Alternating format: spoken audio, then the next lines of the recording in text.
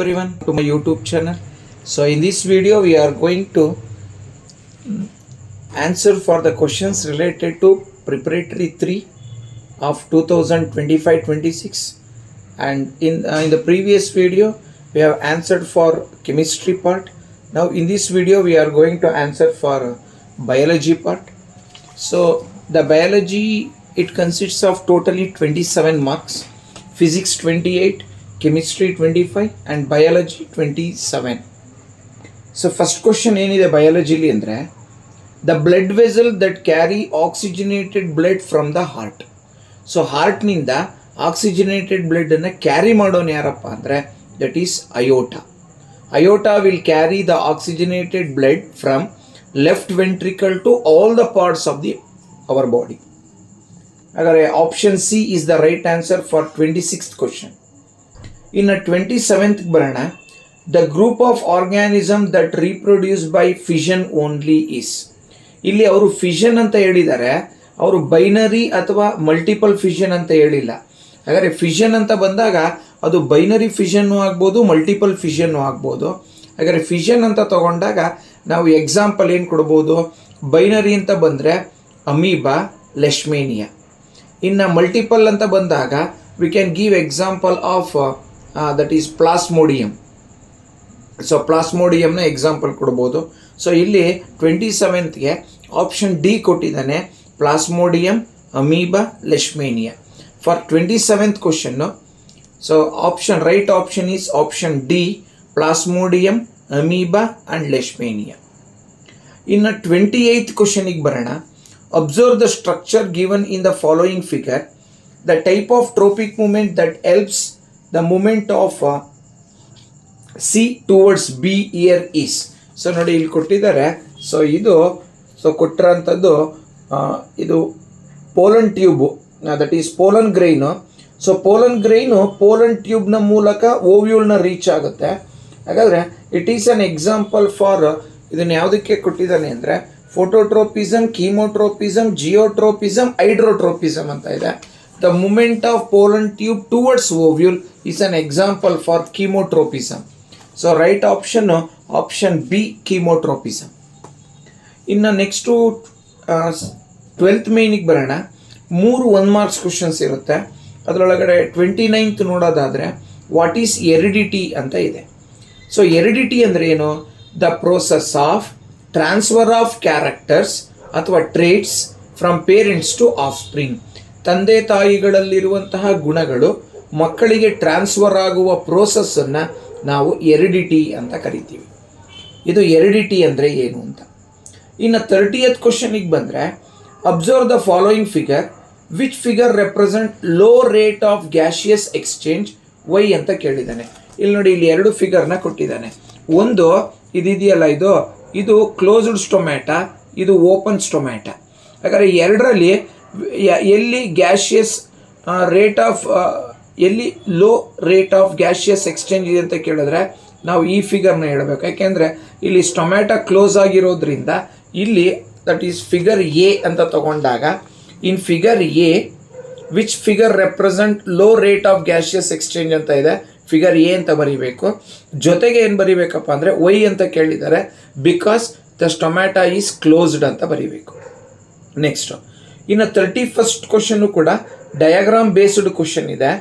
ಇಲ್ಲಿ observe the process depicted in the given figure among the progenies. Which of the process causes variation and which causes similarities ಅಂತ ಇದೆ. ನೋಡಿ, ಇಲ್ಲಿ 2 figure ಕೊಟ್ಟಿದ್ದಾರೆ. ಈ 2 ಫಿಗರ್ನಲ್ಲಿ ನಾವು ಅಬ್ಸರ್ವ್ ಮಾಡೋದಾದರೆ, ಇಲ್ಲಿ ಇದು ನಾವು ಅಬ್ಸರ್ವ್ ಮಾಡೋದಾದರೆ, ಈ ಫಿಗರ್ನ ಅಬ್ಸರ್ವ್ ಮಾಡೋದಾದರೆ ಇಲ್ಲಿ ಏನಿದೆಯಪ್ಪ ಅಂದರೆ, ಸೊ ಇದು ಅಸೆಕ್ಷುಯಲ್ ರೀಪ್ರೊಡಕ್ಷನ್ನು. ಅಂದರೆ ಮದರ್ ಸೆಲ್ ಹೇಗಿದೆಯೋ ಡಾಟರ್ ಸೆಲ್ಸು ಕೂಡ ಹಾಗೇ ಇದೆ, ಸಿಮಿಲರ್ ಆಗಿದೆ. ಬಟ್ ಇಲ್ಲಿಗೆ ಬಂದರೆ ಇದು ಸೆಕ್ಷುಯಲ್ ರೀಪ್ರೊಡಕ್ಷನ್ನು. ಇದು ಈ ಫಿಗರ್ ಹೇಳುತ್ತೆ it is asexual reproduction which causes similarities. ಇದು ಹೇಳುತ್ತೆ ಸೆಕ್ಷುಯಲ್ ರೀಪ್ರೊಡಕ್ಷನ್ನು ವಿಚ್ ಕಾಸಸ್ ವೇರಿಯೇಷನ್. ಇದು asexual, similarities, sexual, variation. So ಅಲ್ಲಿ ಕೇಳೋದಾದರೆ ಫಿಗರ್ A1 ಇದೆಯಲ್ಲ, ಅದು ಅಸೆಕ್ಷುಯಲ್ಲು, ಕಾಸಸ್ ಸಿಮಿಲಾರಿಟೀಸ್. ಎರಡನೇದು ಫಿಗರ್ 2 ಇದೆಯಲ್ಲ, ಅದು so figure 2 is sexual reproduction, ಅದು ದಟ್ ಈಸ್ ಕಾಸಸ್ ವೇರಿಯೇಷನ್. ಇನ್ನು ನೆಕ್ಸ್ಟು 32nd ಕ್ವಶನ್ಗೆ ಬರೋಣ. ವಾಟ್ ಈಸ್ ರಿಫ್ಲೆಕ್ಸ್ ಆರ್ಕ್ ಅಂತ ಕೇಳಿದ್ದಾನೆ. ಸೊ ರಿಫ್ಲೆಕ್ಸ್ ಆ್ಯಕ್ಷನ್ ನಡಿಬೇಕು ಅಂದರೆ ಒಂದು ಪಾತ್ ಬೇಕು, ಆ ಪಾತನ್ನೇ ರಿಫ್ಲೆಕ್ಸ್ ಆರ್ಕ್ ಅಂತ ಕರಿತೀವಿ. The pathway for reflex action is called reflex arc. ಇನ್ನು which hormones are responsible for sexual maturation in human beings. ಆ 32nd ಎ ಬಿ ಇದೆ. ಆ ಎ ಬಿನಲ್ಲಿ ಬಿ ಕ್ವಶನ್ಗೆ ಬಂದರೆ, ಸೊ ಮೇಲ್ ಅಂತ ಬಂದಾಗ ಸೊ ದಟ್ ಈಸ್ ಟೆಸ್ಟೋಸ್ಟೆರಾನ್ ಅಂತ ಹೇಳಬೇಕು, ಫೀಮೇಲ್ ಅಂತ ಬಂದಾಗ ಎಸ್ಟ್ರೋಜೆನ್ ಅಂತ ಹೇಳಬೇಕು. ಇನ್ನು ಅದರೊಳಗೆ ಇಂಟರ್ನಲ್ ಚಾಯ್ಸ್ ಕ್ವಶನ್ ಇದೆ, what is the function of neuron ಅಂತ ಇದೆ. ಹಾಗಾದರೆ ನ್ಯೂರಾನ್ ಫಂಕ್ಷನ್ ಏನು? ನ್ಯೂರಾನ್ದು ಫಂಕ್ಷನ್ ಏನಪ್ಪ ಅಂದರೆ ಇಟ್ ಕ್ಯಾರೀಸ್ ಅಥವಾ it transmits nerve impulse to different parts of the body. So nerve ಇಂಪಲ್ಸನ್ನು ಡಿಫ್ರೆಂಟ್ ಪಾರ್ಟ್ಸ್ ಆಫ್ ದಿ ಬಾಡಿಗೆ ಟ್ರಾನ್ಸ್ಮಿಟ್ ಮಾಡುತ್ತೆ, ಅದೇ ನ್ಯೂರಾನ್ದು ಕೆಲಸ. ಅದರೊಳಗೆ ಬಿ ಕ್ವಶನ್ ಇದೆ, which hormones are responsible for the growth of stem in plants and wilting of leaves ಅಂತ ಕೇಳಿದ್ದೇನೆ.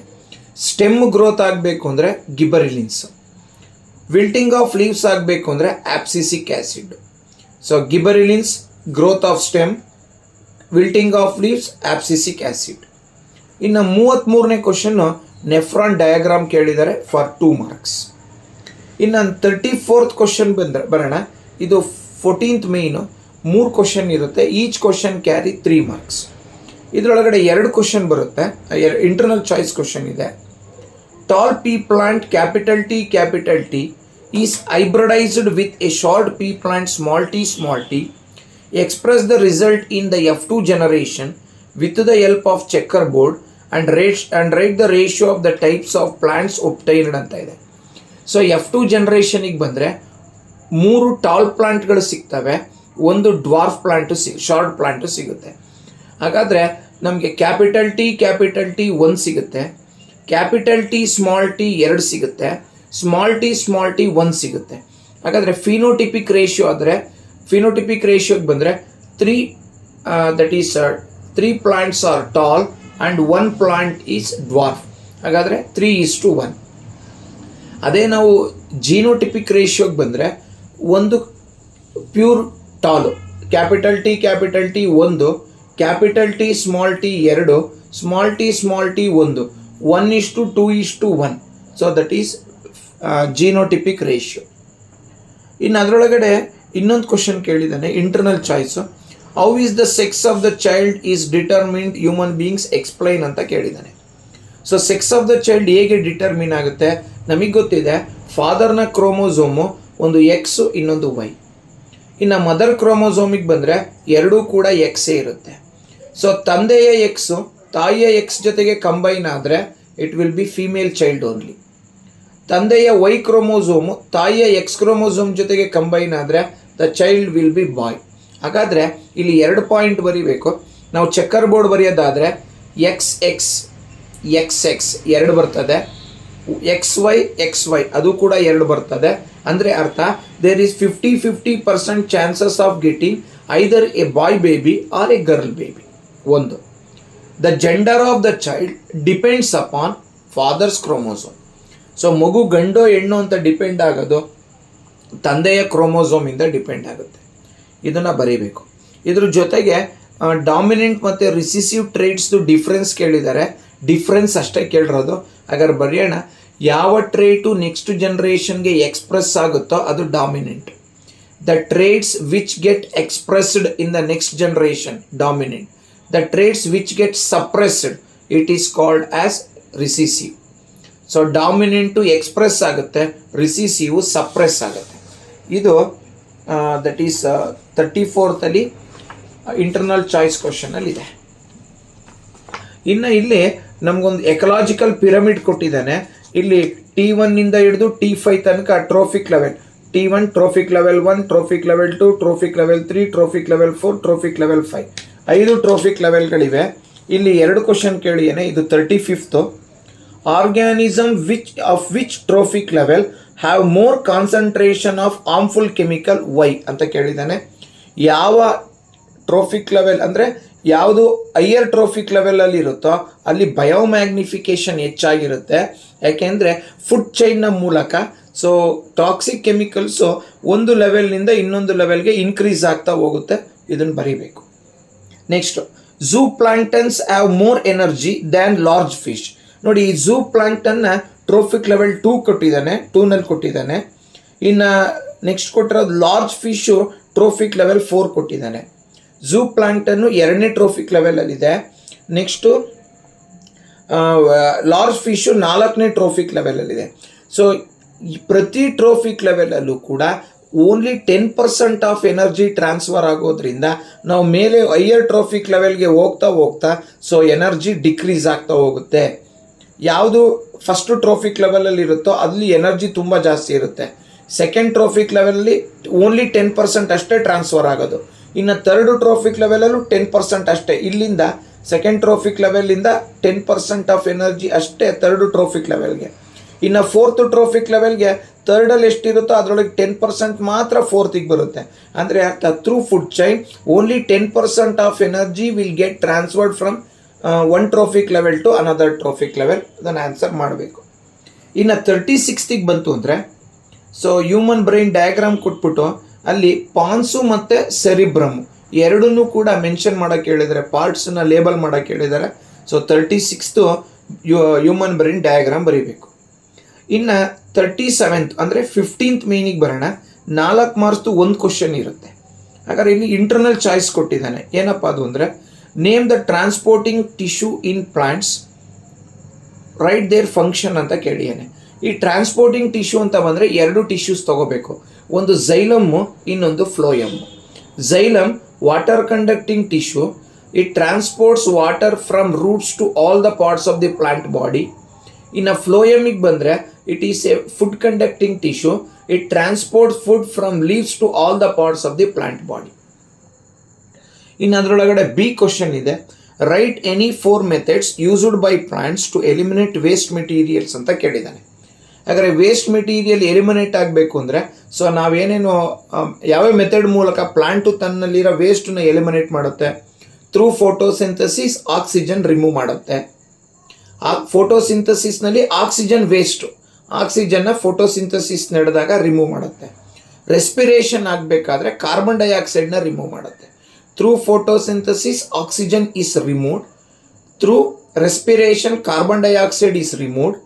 Through old xylem, gums and resins are removed. By falling of old leaves, waste is removed. So waste is removed from roots into the soil. So 5 ಮೆಥಡನ್ನು ಜ್ಞಾಪಕ ಇಟ್ಕೊಳ್ಳಿ. ಅವ್ರು ಕೇಳಿರೋದು any 4 methods ಅಂತ ಕೇಳಿದ್ದಾರೆ. Through photosynthesis oxygen is removed. Through respiration carbon dioxide is removed. Through old xylem, gums and resins are removed. By falling of old leaves, waste is removed. Through roots into the soil, waste is removed. So ಇಲ್ಲಿಗೆ 37th ಅಲ್ಲಿ A B question ಆಯಿತು. ಇದರೊಳಗೆ internal choice question ಇದೆ, ಅಲ್ಲೂ A B ಇದೆ. ಅದರೊಳಗೆ name the ಫಾಲೋಯಿಂಗಿಗೆ ಬರೋಣ. The site of complete digestion of food in human digestive system. ಇದು ಕಂಪ್ಲೀಟ್ ಡೈಜೆಷನ್ ನಡೆಯುವಂತಹ ಭಾಗ ಯಾವುದಪ್ಪ ಅಂದರೆ ದಟ್ ಈಸ್ ಸ್ಮಾಲ್ ಇಂಟೆಸ್ಟೈನ್. ಇದು ಫಸ್ಟ್ ಕ್ವಶನ್. ಆ ಏನಲ್ಲಿ second question, the organ that secrete bile juice. So bile ಜ್ಯೂಸ್ನ ಬಿಟ್ಕೊಡೋನು ಯಾರು? ಲಿವರ್. ಸೊ ಮೊದಲನೇದಕ್ಕೆ ಸ್ಮಾಲ್ ಇಂಟೆಸ್ಟೈನು, ಎರಡನೇದಕ್ಕೆ ಲಿವರ್ ಅಂತ ಬರೀಬೇಕು. ಇದರೊಳಗೆ ಬಿ ಕ್ವಶನ್ ಕೇಳಿದ್ದಾನೆ, ಅನೆರೋಬಿಕ್ ರೆಸ್ಪಿರೇಷನ್ ಅಂದರೆ ಏನು? ಅನೆರೋಬಿಕ್ ರೆಸ್ಪಿರೇಷನ್ನ ಪ್ರಾಡಕ್ಟ್ ಏನು ಅಂತ ಕೇಳಿದ್ದಾನೆ. So that is what is meant by anaerobic respiration? The respiration that takes place in absence of oxygen. ಹಾಗಾದರೆ ಪ್ರಾಡಕ್ಟ್ ಅಂತ ಬಂದರೆ ಎಥೆನಾಲ್ ಆ್ಯಂಡ್ ಕಾರ್ಬನ್ ಡೈಆಕ್ಸೈಡ್, ಜೊತೆಗೆ ವೆರಿ ಸ್ಮಾಲ್ ಅಮೌಂಟ್ ಆಫ್ ಅಂದರೆ 2 ATP ಆಫ್ ಎನರ್ಜಿ ಅಷ್ಟೇ release ಆಗುತ್ತೆ. ಇದು 37th 4 marks question. ಇನ್ನು 38ಅಲ್ಲಿ ಬಂದರೆ 5 ಮಾರ್ಕ್ಸ್. ಅಂದರೆ ಈ ವರ್ಷದ ಮಟ್ಟಿಗೆ ಬಯಾಲಜಿನಲ್ಲಿ ಅಷ್ಟೇ 5 ಮಾರ್ಕ್ಸಿಗೆ ಕೇಳೋದು, ಫಿಸಿಕ್ಸಲ್ಲೂ ಬರೋದಿಲ್ಲ, ಕೆಮಿಸ್ಟ್ರಿನಲ್ಲೂ ಬರೋದಿಲ್ಲ. ಹಾಗಾದರೆ ಬಯಾಲಜಿನಲ್ಲಿ 5 ಮಾರ್ಕ್ಸ್ಗೆ ಎರಡು ಕ್ವಶನ್ ಇಂಟರ್ನಲ್ ಚಾಯ್ಸ್ ಕ್ವಶನ್ ಇರುತ್ತೆ. ಮೊದಲನೇದಕ್ಕೆ ಬರೋಣ, how does an egg in a female develop into foetus in the uterus ಅಂತ ಕೇಳಿದ್ದಾನೆ. ಅದ್ರ ಜೊತೆಗೆ how does embryo get nourishment in mother's womb explain ಅಂತ ಕೇಳಿದ್ದಾನೆ. ಅದಕ್ಕೆ ಬರೆಯೋಣ, how does an egg in the female develop into foetus. So Fallopian ಟ್ಯೂಬ್ನಲ್ಲಿ matured egg ಮತ್ತು ಸ್ಪರ್ಮು ಎರಡು ಫ್ಯೂಸ್ ಆಗುತ್ತೆ. ಅಂದರೆ ಫರ್ಟಿಲೈಸೇಷನ್ನು ಫ್ಯಾಲೋಪಿಯನ್ ಟ್ಯೂಬ್ನಲ್ಲಿ ನಡೆಯುತ್ತೆ. ಫರ್ಟಿಲೈಸೇಷನ್ ನಡೆದಾಗ ಝೈಗೋಟ್ ಫಾರ್ಮೇಷನ್ ಆಗುತ್ತೆ. ಈ ಝೈಗೋಟು ವಾಲ್ಸ್ ಆಫ್ ಯೂಟರಸ್ಗೆ ಸ್ಟಿಕ್ ಆಗುತ್ತೆ. ಇದನ್ನೇ ಇಂಪ್ಲಾಂಟೇಷನ್ ಅಂತ ಕರಿತೀವಿ. ಆ ಸ್ಟಿಕ್ ಆದಂತಹ ಝೈಗೋಟು ಡಿವೈಡ್ ಆಗುತ್ತೆ, ಎಂಬ್ರಿಯೋ ಆಗುತ್ತೆ. Embryo later develops into foetus. So in the Fallopian tube the matured egg and the sperm will get fuse. ಅಂದರೆ ಫರ್ಟಿಲೈಸೇಷನ್ ಆಗುವ ಭಾಗ ಫ್ಯಾಲೋಪಿಯನ್ ಟ್ಯೂಬ್. ಫರ್ಟಿಲೈಸೇಷನ್ ಆದಾಗ ಝೈಗೋಟ್ ಫಾರ್ಮೇಷನ್ ಆಗುತ್ತೆ. ಫ್ಯಾಲೋಪಿಯನ್ ಟ್ಯೂಬ್ನಲ್ಲಿರುವಂತಹ ಝೈಗೋಟು ಬಂದು ವಾಲ್ಸ್ ಆಫ್ ಯೂಟರಸ್ಗೆ ಸ್ಟಿಕ್ ಆಗುತ್ತೆ. ಇದನ್ನೇ ಇಂಪ್ಲಾಂಟೇಷನ್ ಅಂತ ಕರಿತೀವಿ. ಝೈಗೋಟು ಡಿವೈಡ್ ಆಗುತ್ತೆ, ಎಂಬ್ರಿಯೋ ಆಗುತ್ತೆ. Zygote unicellular structure, embryo multicellular structure. ಈ ಎಂಬ್ರಿಯೋ ಲೇಟರು ಡೆವಲಪ್ ಆಗಿ ಫೀಟಸ್ ಆಗುತ್ತೆ. ಇದು ಒಂದು. ಹಾಗಾದರೆ ಫೀಟಸ್ಗೆ ನರಿಶ್ಮೆಂಟ್ ಹೇಗೆ ಕೊಡುತ್ತೆ? ಸೊ ಯೂಟರಸ್ನಲ್ಲಿ ಒಂದು ಡಿಸ್ಕ್ ಲೈಕ್ ಟಿಶ್ಯೂ ಡೆವಲಪ್ ಆಗುತ್ತೆ. ಅದನ್ನೇ ಪ್ಲಾಸಂಟಾ ಅಂತ ಕರಿತೀವಿ. ಈ ಪ್ಲಾಸಂಟಾ ಏನು ಮಾಡುತ್ತಪ್ಪ ಅಂದರೆ ಥ್ರೂ ಮದರ್ಸ್ ಬ್ಲಡ್ ಫೀಟಸ್ಗೆ ಬೇಕಾಗುವಂತಹ ನ್ಯೂಟ್ರಿಷನನ್ನು, ಫೀಟಸ್ಗೆ ಬೇಕಾಗುವಂತಹ ಗ್ಯಾಸ್ನ ಮತ್ತು ಫೀಟಸ್ದು ಪ್ರೊಡ್ಯೂಸ್ ಮಾಡಿದಂಥ ವೇಸ್ಟನ್ನು ರಿಮೂವ್ ಮಾಡುತ್ತೆ. Through mother's blood placenta will provide nutrition. Through mother's blood placenta helps in exchange of gases. Through mother's blood placenta will remove the waste produced by the foetus. ಈ ಮೂರನ್ನ ಬರಿಬೇಕು. ಎಕ್ಸ್ಪ್ಲೈನ್ ಅಂತ ಕೇಳಿದರೆ explain ಬರೆದಿದ್ದೀವಿ, ಎಕ್ಸ್ಪ್ಲೈನ್ನ ಮಾಡಿದ್ದೀವಿ. ಅದರೊಳಗೆ B question, write the function of testis in human male reproductive system. ಟೆಸ್ಟಿಸ್ದು testosterone ಅನ್ನುವ ಹಾರ್ಮೋನ್ನ ಸೆಕ್ರೀಟ್ ಮಾಡುತ್ತೆ. ಈ ಟೆಸ್ಟೋಸ್ಟೆರಾನ್ ಅನ್ನುವಂಥ ಹಾರ್ಮೋನು ಸ್ಪರ್ಮನ್ನ ಪ್ರೊಡ್ಯೂಸ್ ಮಾಡುತ್ತೆ. ಒಂದು. ಎರಡನೇದು, this testosterone hormone is responsible for secondary sexual character in male. So it produces sperm. It is responsible for secondary sexual character in male. ಇದು ಎರಡು ಜ್ಞಾಪಕ ಇಟ್ಕೋಬೇಕು. ಇದು ಎ ಬಿನ ಇಂಟರ್ನಲ್ ಫಸ್ಟ್ ಎ ಬಿ ಆಯಿತು. ಈಗ ಇಂಟರ್ನಲ್ ಚಾಯ್ಸಲ್ಲಿರೋ ಎ ಬಿಗೆ ಬರೋಣ. Write any 4 advantages of vegetative propagation. So vegetative ಪ್ರೊಪಗೇಷನ್ದು ಅಡ್ವಾಂಟೇಜ್ ಕೇಳಿದ್ದಾರೆ. ಸೊ 4 ಅಡ್ವಾಂಟೇಜ್ ಬರೆಯೋಣ. Plants grow faster. ಪ್ಲಾಂಟು ತುಂಬ ಫಾಸ್ಟಾಗಿ ಗ್ರೋ ಆಗುತ್ತೆ when we grow the plant with vegetative part. ಅದು ಸ್ಟೆಮ್ ಆಗಿರ್ಬೋದು, ರೂಟ್ ಆಗಿರ್ಬೋದು, ಇಲ್ಲ ಲೀಫ್ ಆಗಿರ್ಬೋದು. ಸೊ ವೆಜಿಟೇಟಿವ್ ಪಾರ್ಟ್ನ ಮೂಲಕ ನಾವು ಪ್ಲಾಂಟ್ನ ಗ್ರೋತ್ ಮಾಡಿದ್ರೆ it will grow very fast. ಒಂದು. We get more yield. ಎರಡು. They are genetically similar. ಮೂರು. ನಾಲ್ಕನೇದು, so they bear flowers and fruits earlier than the plants which we grow with the help of seed. ಅಥವಾ ಇನ್ನೊಂದು ಬರೀಬೋದು, so they are disease resistant plants. So ಇವುಗಳು ಕಾಯಿಲೆಯಿಂದ ಮುಕ್ತವಾಗಿರ್ತವೆ, ಇವುಗಳಿಗೆ ಕಾಯಿಲೆ ಬರೋದಿಲ್ಲ. ಸೊ ಫಸ್ಟ್ ಒನ್ ಹೇಳೋದಾದರೆ, ಸೊ ಪ್ಲಾಂಟ್ಸ್ ಗ್ರೋ ಫಾಸ್ಟರ್. ಎರಡನೇದು, ದೇ ಆರ್ ಜೆನೆಟಿಕಲಿ ಸಿಮಿಲರ್. ಮೂರನೇದು, ವಿ ಗೆಟ್ ಮೋರ್ ಈಲ್ಡ್. ನಾಲ್ಕನೇದು, ದೇ ಆರ್ ಡಿಸೀಸ್ ರೆಸಿಸ್ಟೆಂಟ್. ಐದನೇದು, they bear flowers and fruits earlier than the plants which we grow with the help of seeds. ಈ 5 ಬರೀಬೇಕು. ಇನ್ನು ಇವಿಷ್ಟು advantage. ಇನ್ನು what is pollination ಅಂತ ಕೇಳಿದ್ದಾನೆ. The process of transfer of pollen grains from anther to stigma. So ಆಂಥರ್ನಲ್ಲಿರೋ pollen ಗ್ರೈನ್ಸನ್ನು ಸ್ಟಿಗ್ಮಾಗೆ ಟ್ರಾನ್ಸ್ಫರ್ ಮಾಡಿದ್ರೆ ಅದನ್ನು ಪಾಲಿನೇಷನ್ ಅಂತ ಕರಿತೀವಿ. What are the changes that occur in a flower after fertilisation. Fertilisation ನಂತರ ಫ್ಲವರ್ನಲ್ಲಿ ಏನು ಚೇಂಜಸ್ ಆಗುತ್ತೆ ಅಂತ ಕೇಳಿದ್ರೆ 3 ಚೇಂಜಸ್ನ ಬರೀಬೇಕು. ಮೊದಲನೇ ಚೇಂಜ್ ಏನಾಗುತ್ತಪ್ಪ ಅಂದರೆ, ಸೊ ಮೊದಲನೇ change, ovule will become a thick coat called seed. Ovule ಇದ್ದಿದ್ದು ತಿಕ್ಕು ಕೋಟ್ ಆಗುತ್ತೆ, ಆ ತಿಕ್ಕು ಕೋಟನ್ನು ಸೀಡ್ ಅಂತ ಕರಿತೀವಿ. ಎರಡನೇದು, ಓವರಿ ಬಿಕಮ್ ಫ್ರೂಟ್. ಆ ಸೀಡ್ನ ಸುತ್ತ ಓವರಿ ಏನಿದೆಯೋ ಆ ಓವರಿ ಬಿಕಮ್ ಫ್ರೂಟ್. ಇನ್ನು ಮೂರನೇದು, petals, sepals, stamen, stigma, everything will get fall off. ಈ ಮೂರನ್ನು ಬರೀಬೇಕು. Ovule become a thick coat called seed, ovary become fruit, ಮೂರನೇದು stamen, petals, sepals, stigma, everything will get fall off. ಈ ಮೂರನ್ನು ಬರೀಬೇಕು.